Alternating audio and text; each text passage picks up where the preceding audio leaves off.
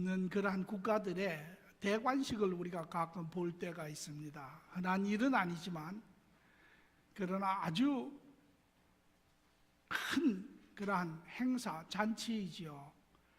추기경이나 대주교 같은 분들이 오셔서 이제 그 대관식을 집행하는데 왕에게 그 왕의 권위와 왕의 직위와 왕의 모든 가치를 대표하는 그런 왕관을 그의 머리에 올려주고 왕이 된 것을 모든 국내외 귀빈들과 함께 선포하는 그러한 아주 웅장하고도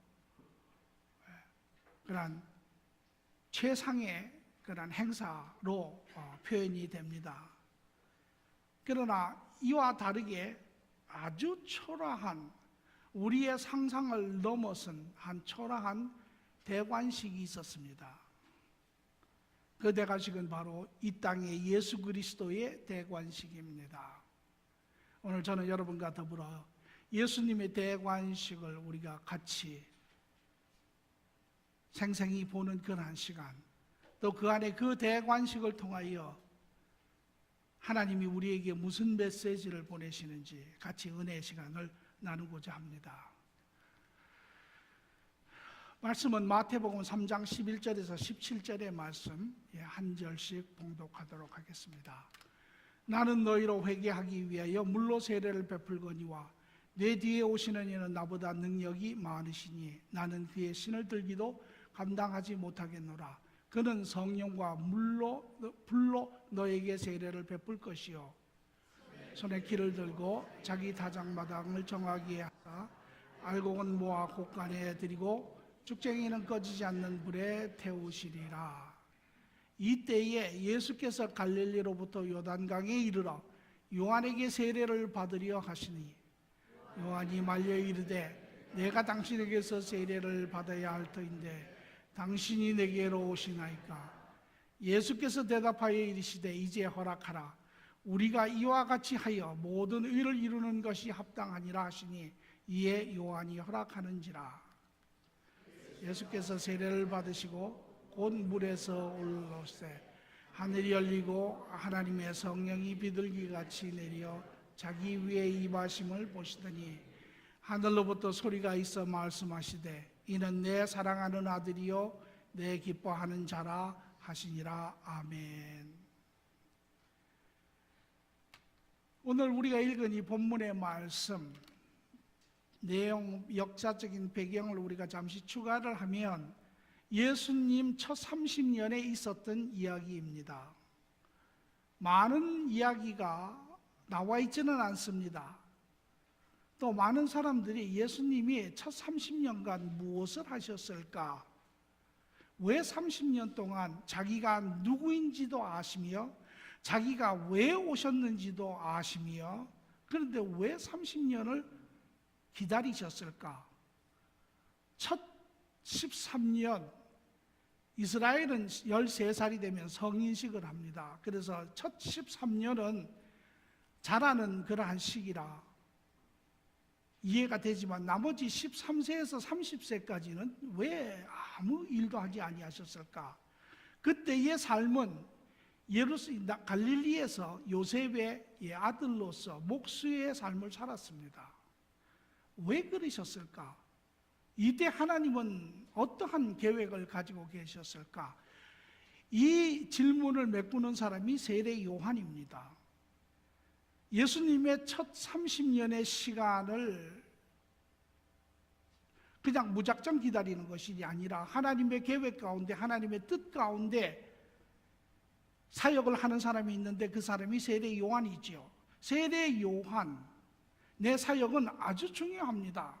세례 요한의 사역은 두 가지로 표현할 수 있습니다. 하나는 이스라엘 백성들을 그들의 왕이시고 메시아 되시는 예수 그리스도 앞으로 인도하는 사역이 첫째이고 둘째는 이제 그 왕이신 예수 그리스도를 이스라엘 백성에게 선포하고 드러내는 것이 그의 사역입니다. 세례 요한의 사역은 아주 중요하다고 할 수 있습니다. 왜? 세례 요한이 얼마만큼 이스라엘 백성들을 예수 그리스도 앞으로 인도하느냐에 따라서 예수님의 사역이 성사가 성패가 됩니다.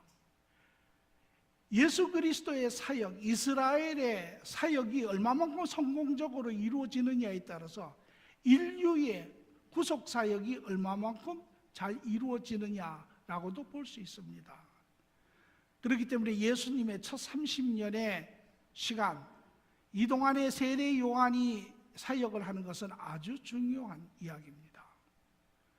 그리고 우리가 본 바처럼 세례 요한이 이제 예수님이 오시기 전에, 사역을 시작하시기 전에 요단강에서 사역을 시작을 합니다.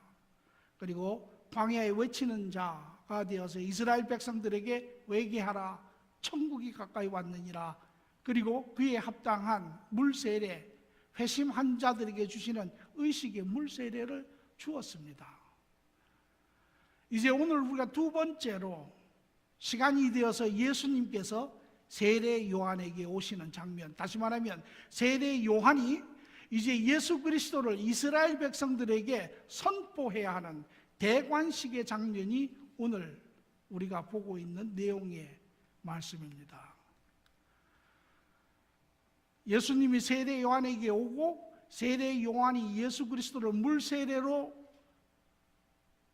주었을 때, 그때 하늘로부터 하나님의 인치심이, 기름 부으심이, 선포하심이 있는 것을 우리가 봅니다. 그래서 오늘 하나님의 말씀의 첫 번째 내용의 본문은 세례 요한이 예수님의 대관식을 집행하는 그러한 장면입니다. 두 번째 그의 사역입니다. 예수 그리스도가 바로 이스라엘 백성들이 하나님 앞에 내가 죄 있는 사람입니다, 내가 깨끗하지 못한 사람입니다, 내가 죄 가운데서 벗어날 수 없는 자입니다 하며 애통한 심령으로 하나님의 은혜를 기다리고 있는 이들에게 이제 이들이 바라보아야 할 하나님의 계획, 예수 그리스도, 이스라엘의 왕인 예수 그리스도를 드러내는 장면입니다.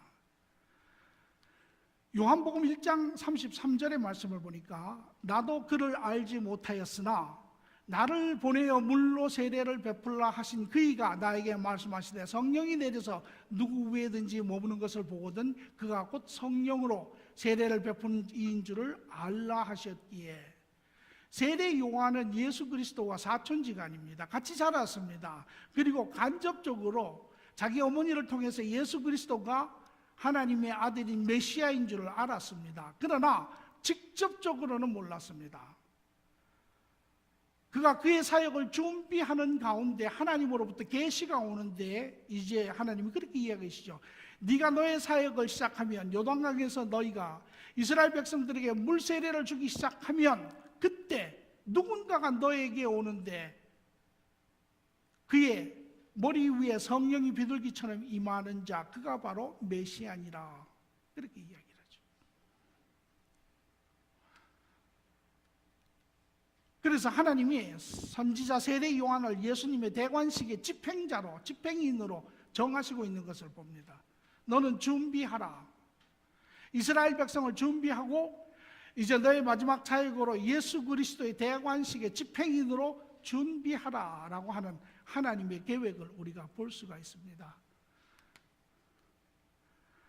또 오늘 본문의 말씀 보니까 요한이 이제 예수님이 세례 요한에게 요단강으로 오셨습니다. 때가 되어서 요한이 말려 이르되 내가 당신에게 세례를 받아야 할 터인데 당신이 내게로 오시나이까.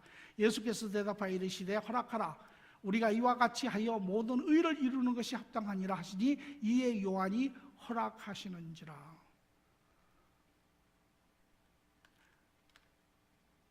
선지자 세례 요한이 물세례로 예수님의 대관식을 집행을 하는 장면입니다.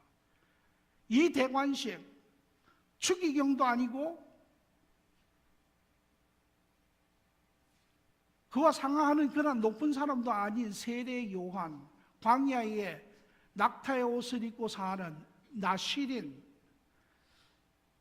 이가 바로 집행인으로 세워졌고, 이제 이가 예수님을 대관식을 집행하는데 황금이 박힌, 금이 박힌, 보석이 박힌 그러한 왕관을 그의 머리 위에 씌워주는 것이 아니라 물 세례로 예수님을 대관식을 합니다.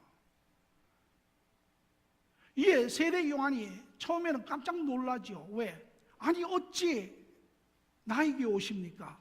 내가 당신에게 가야 합니다. 무슨 말입니까?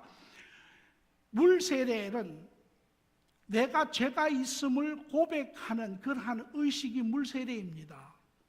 세례 요한은 자기와 더불어 모든 이스라엘 백성들이 하나님 앞에 다 죄인인 것을 압니다. 그렇기 때문에 선포하여서 이스라엘 백성들의 죄를 깨닫게 하는 것이 그의 사역이었는데, 예수님이, 죄 없으신 예수님이 오세요. 그리고 물 세례를 하라 하시니 이해할 수 없습니다. 처음에는. 그래서 못합니다. 우리가 당신에게, 죄 있는 우리가 죄 없는 당신에게 세례를 받아야지 어찌 당신이 우리에게 세례를 받습니까? 하고 말리죠. 그런데 예수님이 이상한 이야기를 하세요. 그렇게 하는 것이 의를 이루는 것이라 그랬는데, 또 더 이상한 것은 세례 요한이 그것을 알아듣습니다. 그리고 예수님을 물세례를 해요. 이 예수님이 받으시는 물세례는 그분의 죄와 상관이 없는 것입니다. 우리가 알다시피 예수님은 죄가 없으신 분이세요. 물세례는 죄 있는 사람이 죄를 고백하며 받는 의식이 물세례입니다.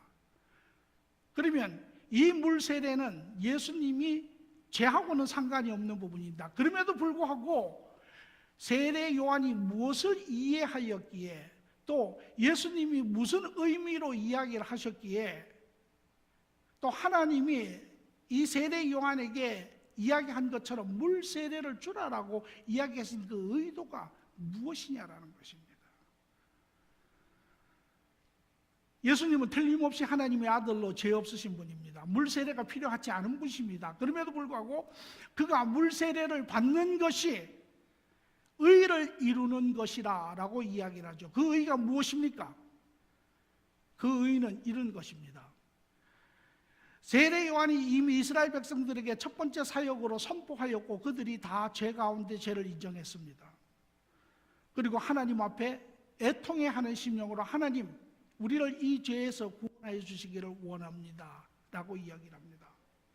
이때 예수님이 오셔서 죄 없으신 분이시지만 그분이 물세례를 받으시는 것은 바로 그분이 이스라엘의 모든 백성의 죄를 지시고 그들을 위해서 대신 죄인이 되실 왕이시나, 왕으로서 이스라엘 백성들을 받으시고 이스라엘 백성들의 죄를 대신 지시고 죄인이 되신 자기를 그들과 연결시키고 있는 것입니다.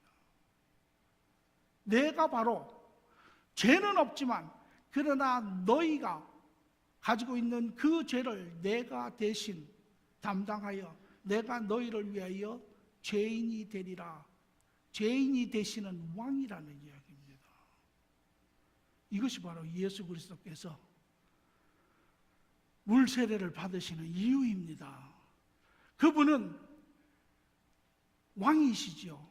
이제 다음에 보니까 그 후에 세례를 받으시고 물에서 올라오시니 하늘이 열리고 하늘의 성령이 비둘기같이 내려 자기 위에 앉으심을 보시더니 하늘로부터 소리가 있어 말씀하시되 내 사랑하는 아들이여 내 기뻐하는 자라 하시니라. 하나님이 직접 예수 그리스도가 왕이 되심을 선포하고 계세요. 그러나 이 예수님은, 왕이신 이 예수님, 하나님의 아들이신 이 예수님은 바로 죄인을 구하시는 구세주이십니다. 이것이 세례 요한의 두 번째 사역입니다. 아주 초라한, 추기경도 없고 대주교도 없고 국내외 귀빈도 없고 왕관도 없지만 요단강에 한 짐승의 옷을 입은 자가 물로 그의 머리를 세례를 하였지만 하나님께서 직접 인치시고 기름 부으시고 왕관을 씌우시는 바로 그분이세요. 이것이 예수 그리스도의 대관식입니다. 왕이십니다. 그분은 하나님의 아들이세요. 이 땅에 사람의 옷을 입고 온 이스라엘의 왕이십니다. 그러나 그분은 바로 자기의 백성들을 죄에서 구원하시는 구원주이십니다.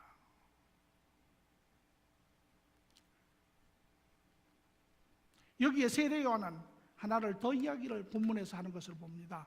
나는 너희를 위하여 회개하기 위하여 물로 세례를 베풀거니와 내 뒤에 오시는 이는 나보다 능력이 많으시니 나는 그의 신을 들기도 감당하지 못하겠노라. 그는 성령과 불로 너희에게 세례를 베푸실 것이라. 다시 말하면 물세례와 불세례 두 가지가 나오지요. 물세례는 회심입니다. 내가 물세례를 받았으니 하나님의 자녀가 되었습니다 라고 이야기하는 것, 부족한 부분이 있습니다. 물세례의 원뜻은 내 죄를 인정하고 하나님 앞에 회개하는 것입니다. 이 물세례는 인간이 하나님 앞에 다가갈 때 나타내는 자기의 마음입니다. 불세례, 성령세례는 이렇게 하나님에게 바른 마음으로 다가오는 죄된 인간에 대한 하나님의 사랑과 은혜의 표현이 성령세례고 불세례입니다. 그리고 세례요한은 말하기를 바로 왕이신 예수님이 그분이 바로 성령세례를 베푸시는 분이라는 것이죠. 어떻게 성령세례가 베풀어집니까? 성령세례의 의미가 무엇입니까?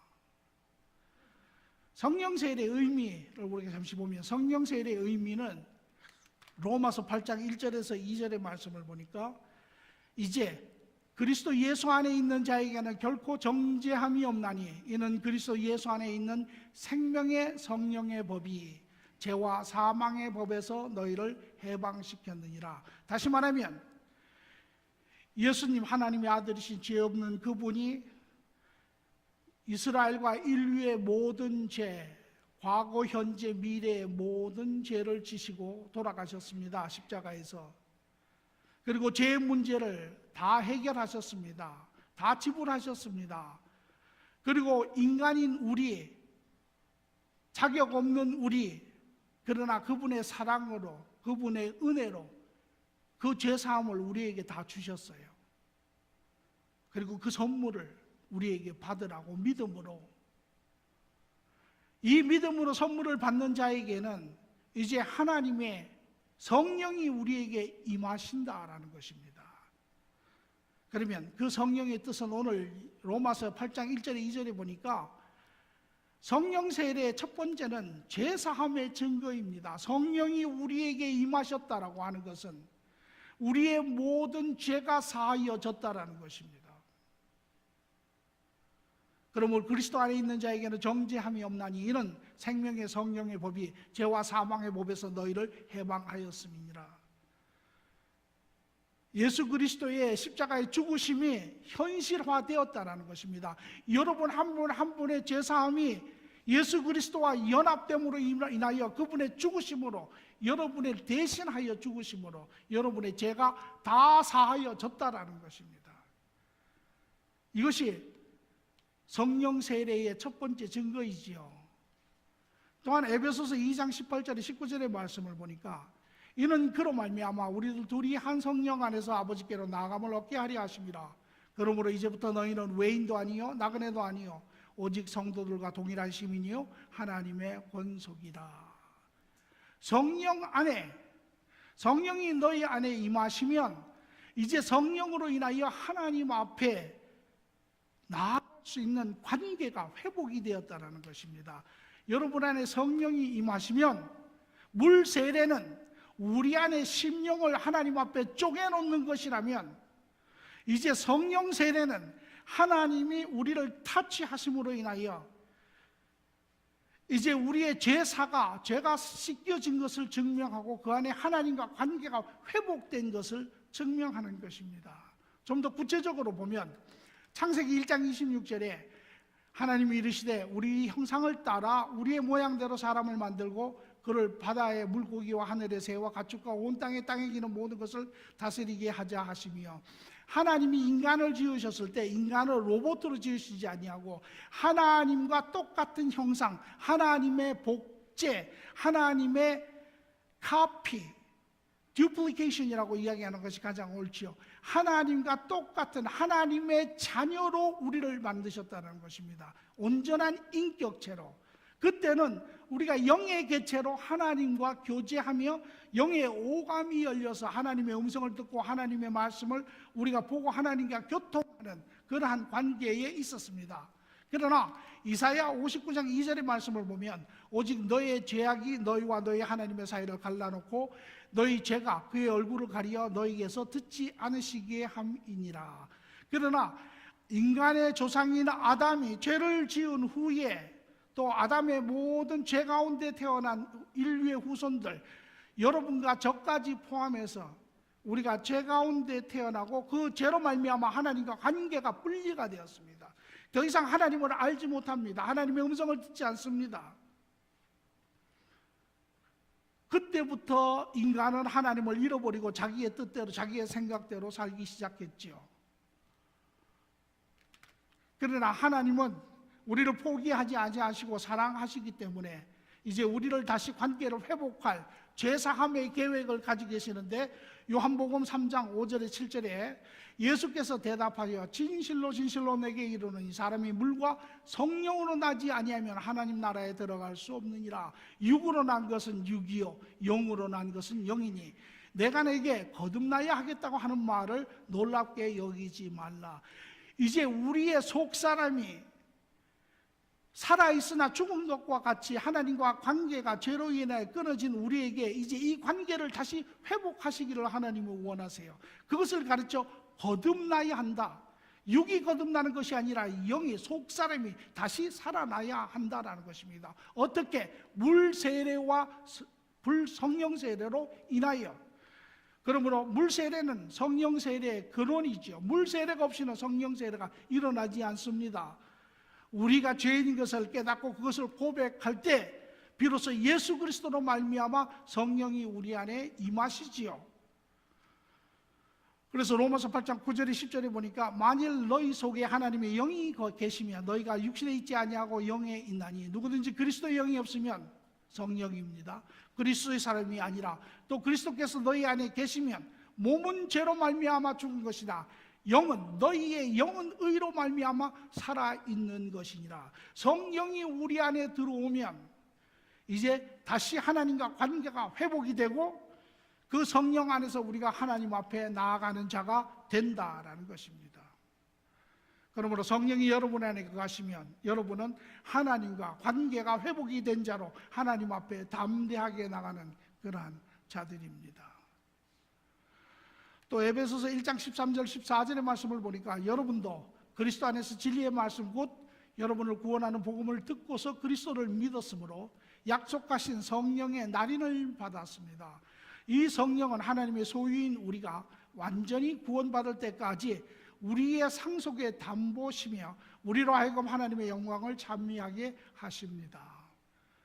성령이 우리 안에 들어오시면 우리를 인친다라고 하죠. 도장, seal이라고 합니다. 한국어로 이야기하면 인감도장과 같은 것입니다. 하나님이 자기의 인감도장을 찍으니 다시 말하면 너는 내 것이라, 우리가 하나님의 소유가 되었다라는 것입니다. 그러나 이 소유는 잠시 소유가 있다 잃어버리는 것이 아니라 영원한 소유. 그래서 구원이 받을 때까지, 우리가 천국에 완전히 갈 때까지 상속의 담보자니라.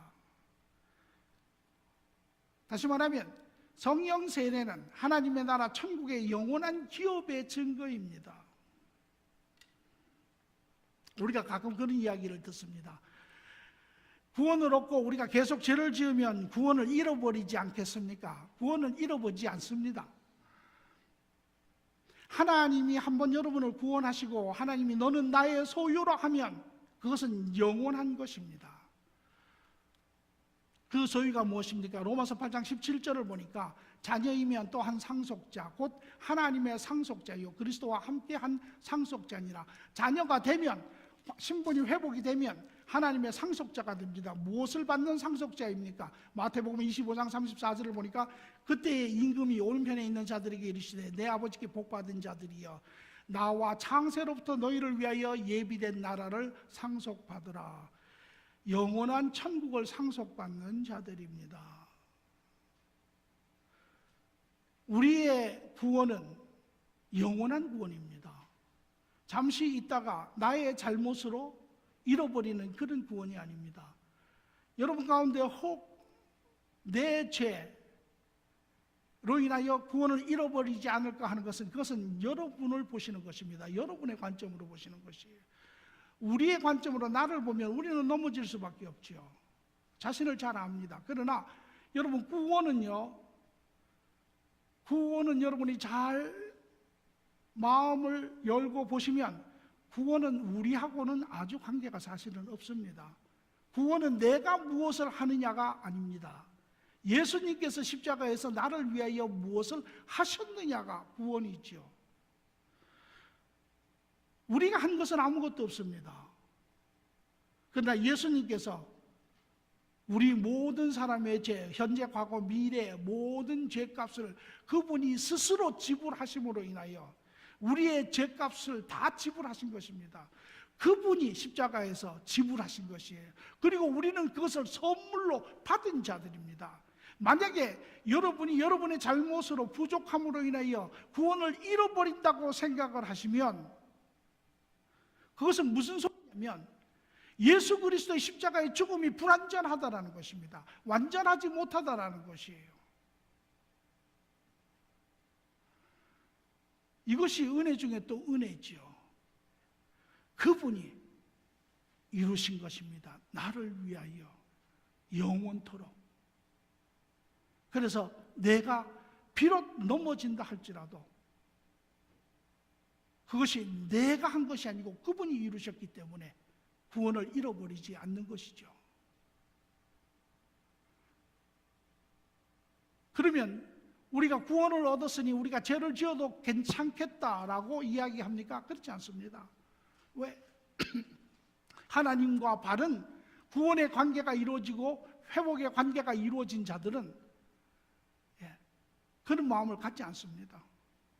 오히려 그 하나님께 감사하며 그 죄가 우리의 삶을 얼마나 망가뜨리는지를 깨달아 알며 죄를 미워하며 의의 바른 길을 가려고 하지요.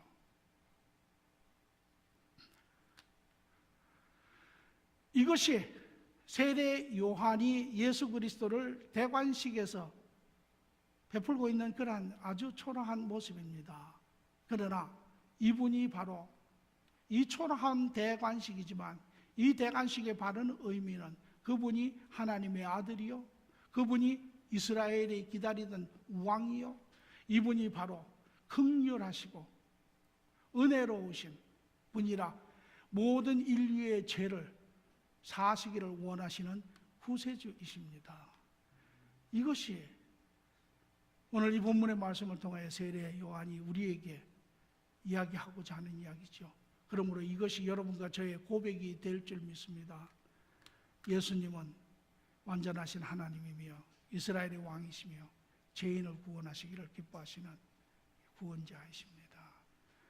오늘 여러분과 제가 이곳에 있는 것 그분으로 인하여 오늘 우리의 삶에 죄의 묶임에서 풀어날 수 있는 것 그분 때문에 오늘 우리가 이 땅에 살면서 세상의 삶을 능히 넘어서고 이겨내고 그 이상의 삶을 사는 것 바로 예수 그리스도로 말미암아 성령님이 우리와 함께하고 계시기 때문이죠. 오늘 여러분 모두가 이 하나님의 은혜 가운데 성령님과 동행하시며 이 삶을 이루어내시기를 간절히 축원합니다. 여기에 한두 가지 우리가 짚고 넘어가고 싶은 것은 아담의 후손인 인간은 우리를 죄에서 구원할 수 없습니다. 아담의 대표, 아담의 조상인, 인간의 조상인 아담이 죄를 짓고 아담 안에 있었던 모든 인류가, 여러분과 제가, 우리가 다 태어날 때 죄 가운데 태어났습니다. 여러분, 석가모니가 사람을 구하지 못합니다. 만약에 그가 죄를 구할 수 있었다면 그가 죽지 않고 영원히 살았겠죠. 그러나 그는 죽었습니다. 왜? 자기 죄 때문에. 모하멧이 인류의 죄를 구하지 못합니다. 그가 죽었지요. 왜 죽었습니까? 자기의 죄 때문에. 중국의 공자가 15억의 중국 사람들을 구하지 못합니다. 그리고 자기 죄 때문에 죽었습니다. 모든 인류는 다 죄 가운데 태어나서 자기 죄로 죽음 안에 있습니다. 그 누구도 구할 수 없습니다. 뿐만 아니라 인간의 노력으로도 우리는 우리를 죄에서 구할 수 없습니다. 많은 타 종교에서 애쓰고 수고하고 선행을 많이 하면 구원이 있다 하지만 그건 그렇지 않습니다. 왜? 인간은 이미 태어날 때부터 완전한 죄 가운데 태어났습니다. 그래서 이것은 마치 독이 있는 나무가 아주 아름다운 열매를 맺지만 그러나 그 열매가 아무짝에도 쓸모없습니다. 왜? 이미 독이 그 안에 있기 때문에. 우리의 노력으로 우리는 우리를 구원할 수 없습니다. 우리가 하는 모든 행위들이 악의 근거를 두고 있기 때문에 그렇습니다. 아무리 그것이 선한 것으로, 선한 목적으로 드러난다 할지라도 그것은 하나님 앞에 선한 것으로 받아들여지지 않습니다. 그래서 로마서 3장 20절의 말씀을 보면 율법의 행위로 그의 앞에 의롭다 하심을 얻을 육체가 없나니 아무도 없지요. 율법으로는 죄를 깨달음이니라. 오직 하나님의 아들이신 예수님만이 우리를 죄에서 구원할 수 있습니다. 그분만이. 로마서 3장 31절 32절의 말씀을 보니까 이제는 율법 외에 하나님의 한 의가 나타났으니 율법과 선지자들에게 증거를 받은 것이라. 곧 예수 그리스도를 믿음으로 말미암아 모든 믿는 자에게 미치는 하나님의 의인이 차별이 없느니라. 아담의 후손, 아담의 혈통이 아닌 하나님의 혈통으로부터 온 예수님, 그분만이 죄가 없으신 분입니다. 그분만이 인류의 죄를 대속하실 수 있는 분입니다.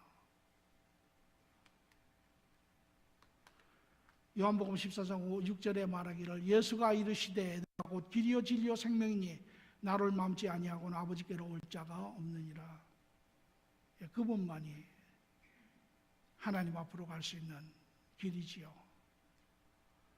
히브리서 10장 14절에 보니까 그는 거룩하게 되는 사람들을 단 한 번의 희생 제사로 영원히 완전하게 하셨습니다. 오늘 이것이 우리가 받은 구원의 모습입니다. 오늘 저는 여러분, 하나님의 아들이시고 이스라엘의 왕이시며 인간의 죄를 긍휼히 여기시는 구원자이신 그분, 모든 인류의 구원이 그 안에 있고 여러분의 구원이, 나의 구원이, 사랑하는 자의 구원이, 자녀의 구원이 그 안에 있음을 여러분 깨달아 하시고 감사하시고 기뻐하시고 여러분의 사랑하는 자들을 그 구원에 동참할 수 있도록 애쓰시기 바랍니다. 그러므로 우리는 어떻게 삶을 살면 좋겠습니까? 예수님은 우리의 긍휼하신 주이십니다.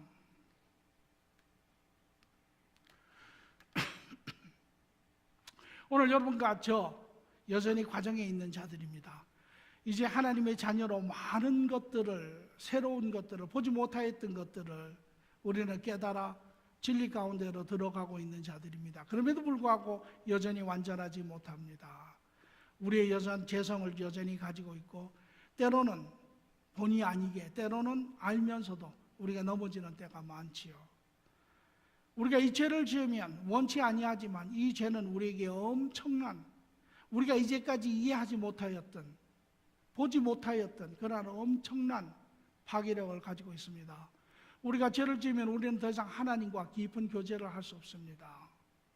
우리가 죄를 지으면 우리는 내 안에 이제 하나님으로부터 받던 그러한 자긍감, 기쁨, 감사 이런 것들이 다 사라지고 우리 안에 죄책감이 생기고 두려움이 생기고 염려가 생기고 근심이 생기고 스스로 망가져가는 그런 것을 우리가 볼 수 있습니다. 뿐만 아니라 주위에 많은 사랑하는 자들도 더불어 같이 고통 가운데 몰고 가는 우리의 삶을 우리는 알죠. 그러므로 우리는 여전히 많은 사람들은 하나님 앞에 오기를 두려워합니다. 무서워합니다. 왜? 우리가 세상에서 배운 것은 죄가 있으면 반드시 오는 것은 형벌입니다. 그 죄에 대한 벌을 세상은 묻습니다. 부모도 묻습니다.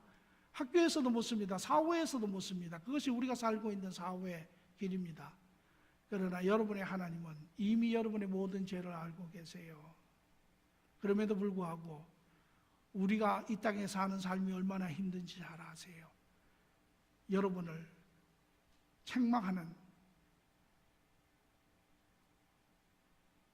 또한 책망을 해야 할 때도 있지만 그러나 그것보다는 여러분을 자유케 하며 오히려 여러분들을 세워 바른 삶을 살게 하시기를 원하시는 것이 하나님의 뜻입니다.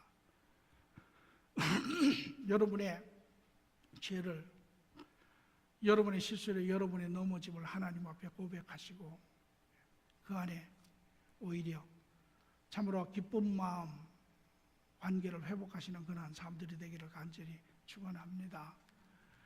또 두 번째로 보면 예수님은 우리를 도와 완전한 삶을 이루기를 원하시죠. 오늘 우리 모두가 주님 안에서 삶들이 이루어지기를 바랍니다. 우리가 죄를 고백할 때 비로소 우리는 하나님과 관계가 회복이 됩니다. 그러면 하나님이 우리의 하나님이 되세요. 그분이 우리와 한편을 하세요. 그러면 그분의 모든 것이 우리의 삶의 근원이 되는 것입니다.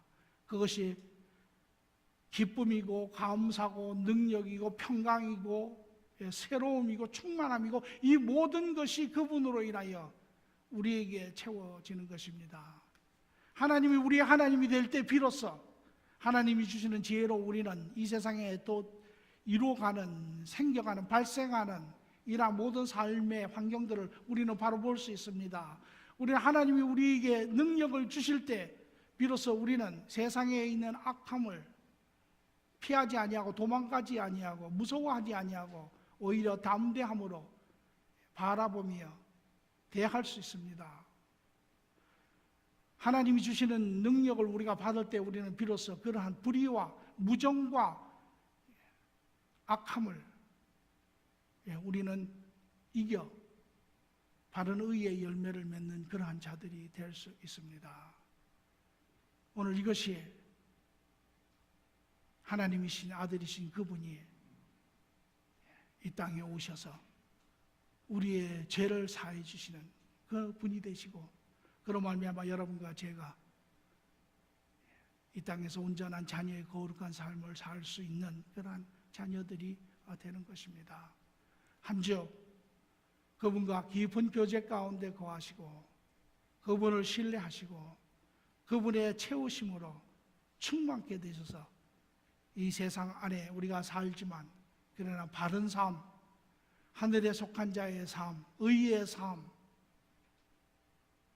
여러분 삶 가운데 이루어가는 복된 시간들이 되기를 간절히 축원합니다.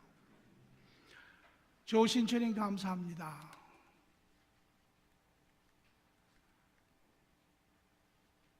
예수님 때문에, 주님 때문에 오늘 이 자리에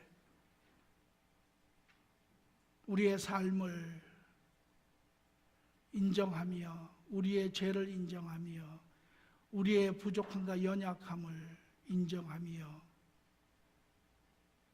우리의 부족한 또한 부끄러운 부분까지도 인정하며 나올 수 있게 하신 주님 감사합니다. 주님으로 인하여 이제 주님의 도우심에 따라 우리의 심령이 깨끗하여지며 심령이 온유하여지며 심령이 하나님 청결하여져서 하나님과 깊은 교제 안에 거할 수 있도록 하신 주님 감사합니다. 이제 세상에 하나님의 자녀의 그러한 의의 삶들을, 거룩한 삶들을 하나님 말로서 행동으로서 하나님 일 가운데 드러내는 자들에게 축복하여 주시옵소서. 세례 요한과 같이 사람들에게 하나님 참으로 죄를 알 수 있게 하시고 살아계신 예수 그리스도를 선포하여 하나님 그들이 만날 수 있도록 하나님 나라가 이루어질 수 있도록 이 한 주도 하나님의 축복 가운데 하나님 우리의 발걸음을, 우리의